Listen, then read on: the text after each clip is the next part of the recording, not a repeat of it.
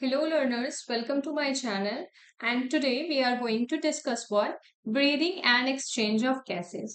So इस video में हम आज देखेंगे क्या ट्रांसपोर्ट ऑफ गैसेस लाइक कैसे कार्बन डाइऑक्साइड एंड ऑक्सीजन का जो ट्रांसपोर्ट है हमारे ब्लड में होता है एंड कैसे लाइक कंसंट्रेशन ऑफ ऑक्सीजन जो है एल्वियोलाई में हायर होती है and then the blood is having a low oxygen concentration but a high CO2 concentration. So जो ट्रांसपोर्ट ऑफ ऑक्सीजन है from the tissues to the alveoli and alveoli to the tissues जो है वो कैसे take place करता है.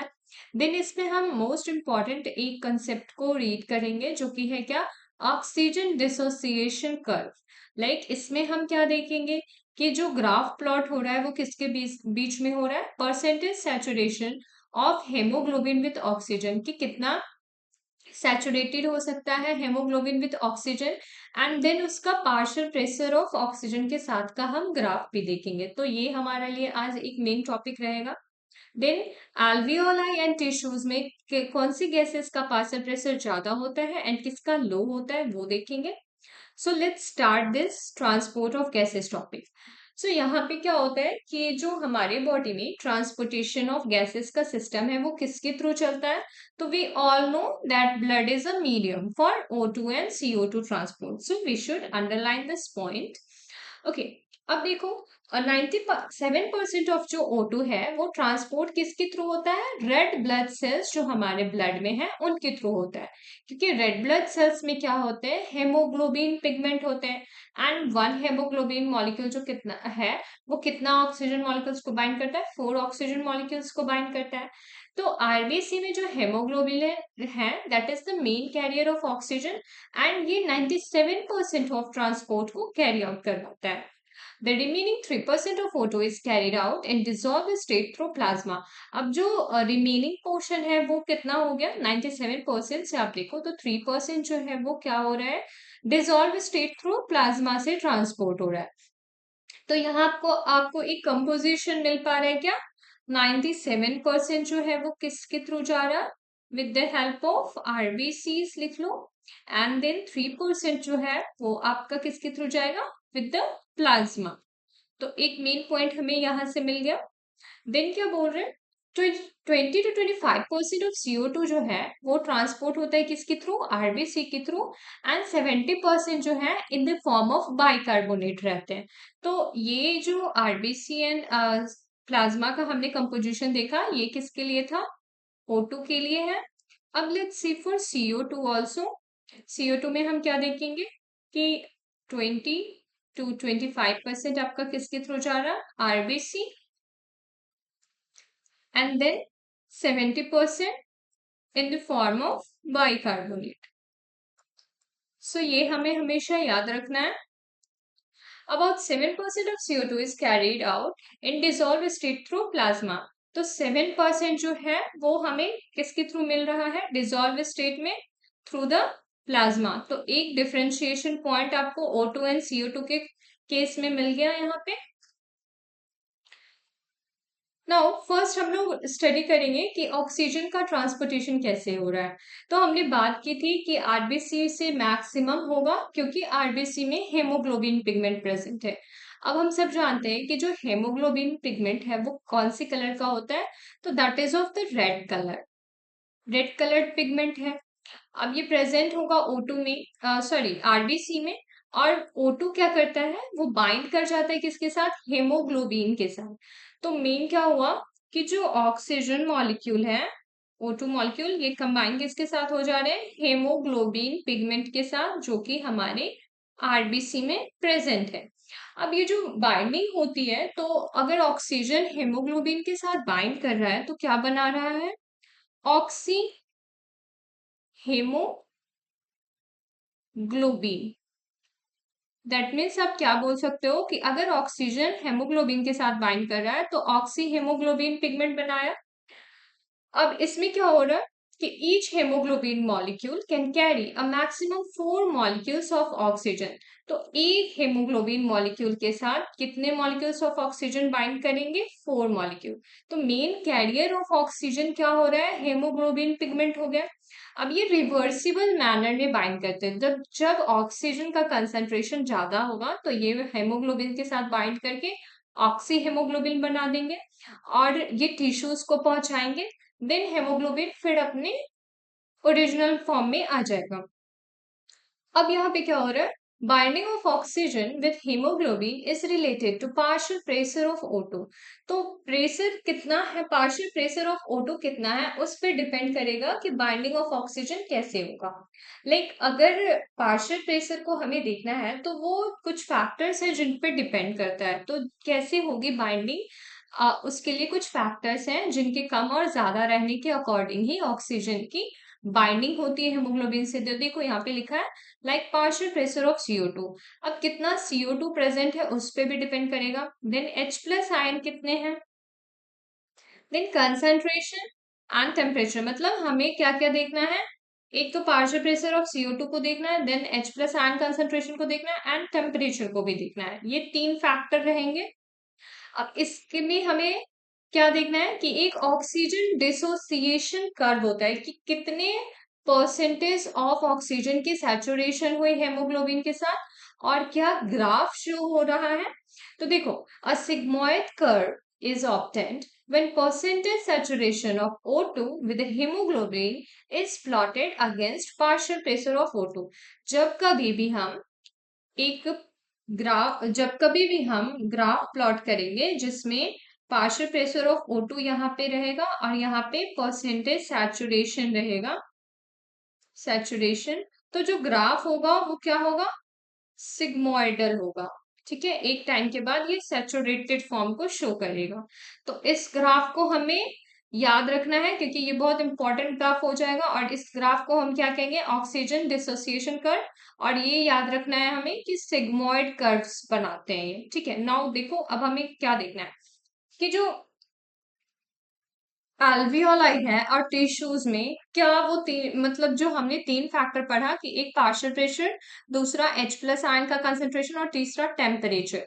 तो देखो, कब ऑक्सी हेमोग्लोबिन का फॉर्मेशन होगा? यहाँ देखो हमने लिखा है ऑक्सी हेमोग्लोबिन फॉर्मेशन। और यहाँ कब dissociation of oxygen from oxy haemoglobin. तो एक चीज आप यहाँ पे नोट करो कि ऑक्सी हेमोग्लोबिन कब बनेंगे, ये चीज आप यहां से देखोगे इसमें।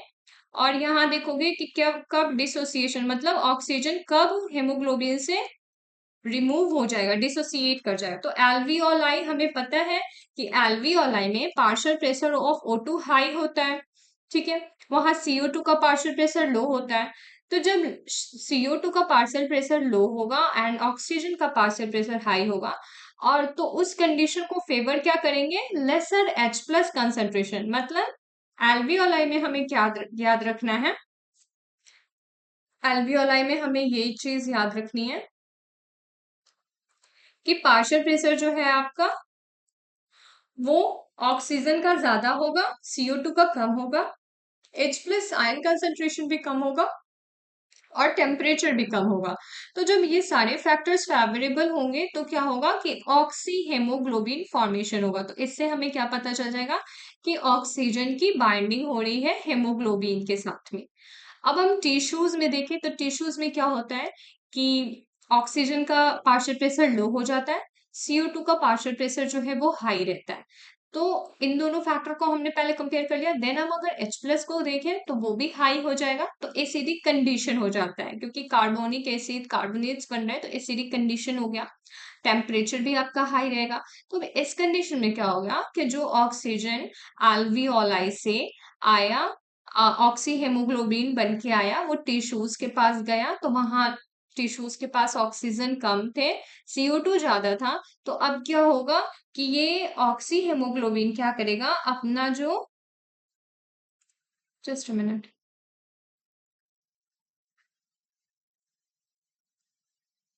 अपना जो ऑक्सीजन है ये यहाँ पे दे दिया।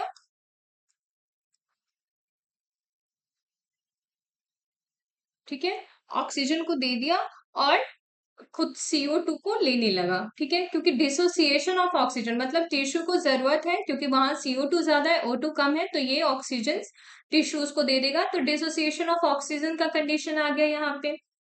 तो ये फैक्टर्स हमें याद रखने हैं। देन क्या बोला जा रहा है, this clearly indicate that O2 bound to haemoglobin at the surface of lung and get dissociated at the tissue. मतलब आपको बस ये समझना है जब आप बोल रहे हो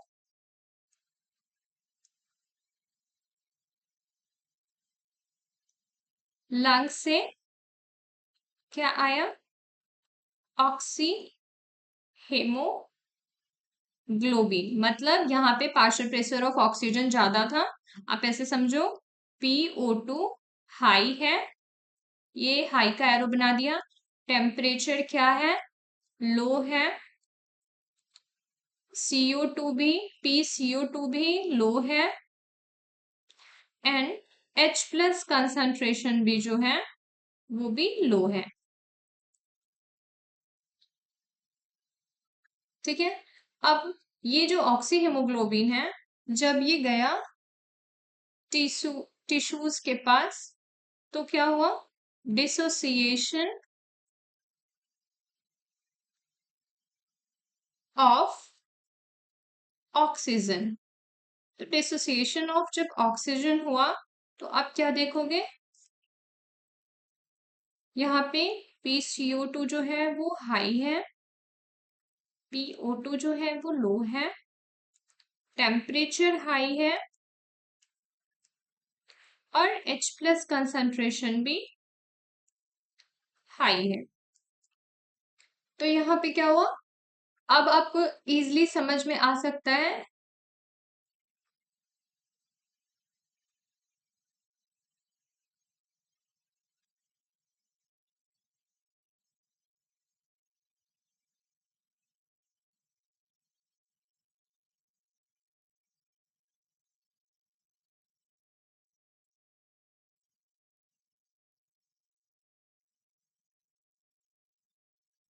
जस्ट अब आप देख सकते हो यहाँ पे क्या हो रहा है कि इजिली समझ में आ गया कि ऑक्सी हेमोग्लोबिन की कंडीशन में क्या होगा, और टिश्यू में जब डिसोसिएशन ऑफ ऑक्सीजन होगा तब क्या क्या होगा। तो इसको आपको हमेशा याद रखना है। Then transport of carbon dioxide. CO2 is carried out by hemoglobin as carba-aminohemoglobin about 20 to 25%. तो हमें पता है कि जब CO2 हेमोग्लोबिन के साथ जाएगा तो वो कौन सी फॉर्म में जाएगा, कार्बा अमीनो हेमोग्लोबिन के फॉर्म में जाएगा, जो कि 20 to 25% होता है। और जो बाइंडिंग है वो किससे रिलेट करेगी, पार्शियल प्रेशर ऑफ CO2 के साथ। और यहाँ पे पार्शियल प्रेशर ऑफ O2 भी जो है वो मेजर फैक्टर है। नाउ जो अभी हमने स्टडी किया कि पार्शियल प्रेशर ऑफ CO2 जब हाई होगा और ऑक्सीजन का पार्शियल प्रेशर लो होगा, तो वो कौन सा कंडीशन होगा, टिश्यू का कंडीशन होगा।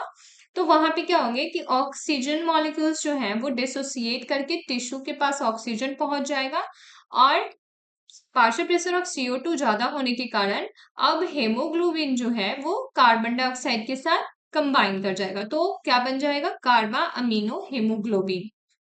देन जब पार्शियल प्रेशर ऑफ CO2 लो होगा और partial pressure of oxygen high होगा, जो कि एल्वियोलाई का कंडीशन है, तो क्या होंगे कि डिसोसिएशन फ्रॉम कार्बा अमीनो हेमोग्लोबिन।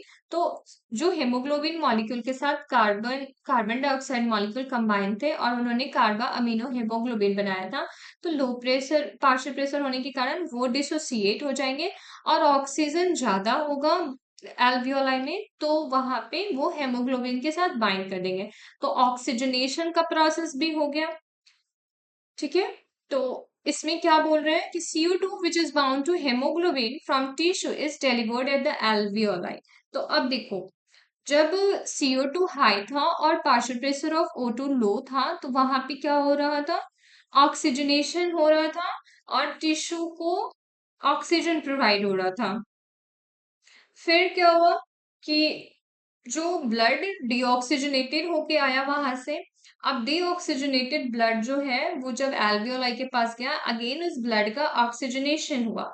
तो यहाँ ब्लड का ऑक्सीजनेशन होगा एंड डिसोसिएशन ऑफ CO2 होगा जो, और उसके बाद जो CO2 डिसोसिएट होगा फिर वो ब्रीदिंग के प्रोसेस से आउटसाइड एटमॉस्फेयर में चला जाएगा। तो आप इस स्लाइड को देखो। RBC contain a very high concentration of the enzyme carbonic anhydrase. अब हम यहाँ पे इस एंजाइम का भी रोल देखेंगे। देखो, कार्बोनिक एनहाइड्रेस जो एंजाइम है कि ये क्या फंक्शन को परफॉर्म कर रहा। Let's see here, carbonic anhydrase, इसको हमने हाईलाइट कर लिया। या this enzyme facilitate the following reaction in both direction. अब देखो, ये जो रिएक्शन है CO2 प्लस H2O, ये बना रहा है क्या, bicarbonate in the presence of carbonic anhydrase. अब कार्बोनिक एनहाइड्रेस से फिर ये HCO3 minus plus H plus ion भी बनाएगा। तो देखो, ये जो एंजाइम है ये रिवर्सिबल मैनर में वर्क कर रहा है। एक बार ये CO2 और H2O को कंबाइन करके बाइकार्बोनेट भी बना रहा है, एंड देन क्या हो रहा है कि ये रिवर्सिबली फिर उसको CO2 प्लस H2O भी बना सकता है। तो अब हमें समझना है कि कहाँ पे बाइकार्बोनेट बनेगा और कहाँ पे ये अगेंस्ट डिकम्पोज हो जाएगा CO2 प्लस H2O के फॉर्म में। तो क्या होता है कि जहाँ टिश्यू साइड पे जहाँ की पार्शियल प्रेशर ऑफ CO2 ज्यादा है, तो वहां पे क्या होगा, due to catabolism CO2 diffuses into blood and forms HCO3 and H plus. तो टिश्यू में क्या होगा कि HCO3 प्लस H प्लस के फॉर्म में वो बन जाएंगे। लेकिन एल्वियोलर में क्या होगा कि पार्शियल प्रेशर ऑफ CO2 लो है, तो रिएक्शन जो है वो जस्ट रिवर्स हो जाएगा। जहां पे बाइकार्बोनेट बनना था वो अपोजिट डायरेक्शन में आके अगेन CO2 प्लस H2O बना देगा। क्योंकि अब जब एल्वियोलाई में CO2 आया तो वो CO2 मॉलिक्यूल तो बाहर जाएगा हमारे बॉडी से, क्योंकि बॉडी में CO2 को ज्यादा रखना ही नहीं है। तो जो ब्रीदिंग आउट का प्रोसेस है वो क्या कर रहा है, CO2 को निकाल रहा है। अब वो CO2 को निकालने के लिए यहाँ पे कार्बोनिक एनहाइड्राइड जो है वो रोल प्ले करेगा कि जो बाइकार्बोनेट ब्लड में टिश्यू से आया और एल्वियोलाई के पास जाके वो CO2 प्लस H2O बन गया, एंड देन वहां से वो CO2 जो है वो with the help of expiration वो बाहर चला जाएगा। See, it's mentioned here, the CO2 trapped as a bicarbonate at the tissue level and transported to the alveoli is released out as a CO2. तो हमें just इसे underline कर लेना है कि जो ब्लड में बाइकार्बोनेट बना वो टिश्यू से एल्वियोलाई के पास आया, एंड एल्वियोलाई में अगेन कार्बोनिक एनहाइड्राइज जो एंजाइम है उसने डिकम्पोज करा दिया बाइकार्बोनेट को किसमें, CO2 प्लस H2O में। एंड CO2 बनने के बाद वो हमारे बॉडी से with the help of breathing out वो बाहर चला गया। So every 100 ml of deoxygenated blood deliver approximately 4 ml of CO2 to the alveoli. हर 100 ml ऑफ डीऑक्सीजनेटेड ब्लड कितना ml ऑफ CO2 कंटेन करता है, 4 ml ऑफ CO2 को contain करता है। आज हमने क्या देखा स्लाइड में कि transport of O2 and CO2 gases कैसे टेक प्लेस करते हैं, देन एल्वियोलाई का क्या कंडीशन होता है, एंड टिश्यूज में क्या कंसेंट्रेशन हाई एंड लो होते हैं, oxygen dissociation curve that is very important, and how carbonic anhydrase play role in formation of bicarbonate and also lead to the decomposition of this bicarbonate into CO2 plus H2O. I hope you like the session, and if you like the session just do comment, share and subscribe it.